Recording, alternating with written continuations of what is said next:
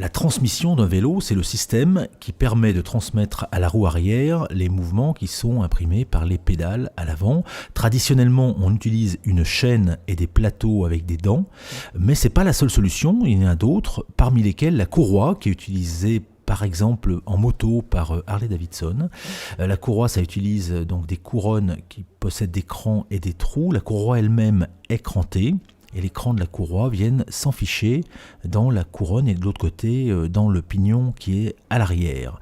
Donc là, c'est une transmission qui est plus souple, plus propre, puisqu'il n'y a pas de graisse, mais qui demande un cadre spécial. Vous voyez, l'arrière de ce cadre est démontable. Dans cet exemple, ça se voit beaucoup, ça peut être fait de manière plus subtile, puisqu'on ne peut pas ouvrir une courroie, c'est un cercle qui est fermé, alors qu'une chaîne, on peut l'ouvrir pour la glisser dans le cadre et puis refermer les maillons ensuite, et puis adapter la longueur de la chaîne aux besoins du cadre, ce qui n'est pas le cas avec une courroie. De la même manière, une courroie, elle ne peut pas se déplacer latéralement, donc on ne peut pas utiliser de dérailleur.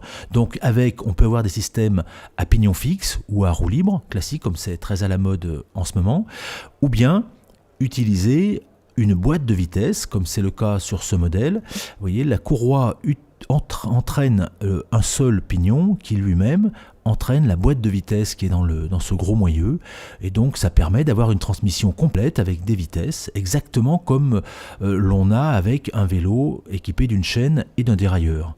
L'avantage donc de la courroie, c'est sa propreté et son silence de fonctionnement. Son inconvénient, c'est qu'elle est exigeante pour ce qui est du cadre.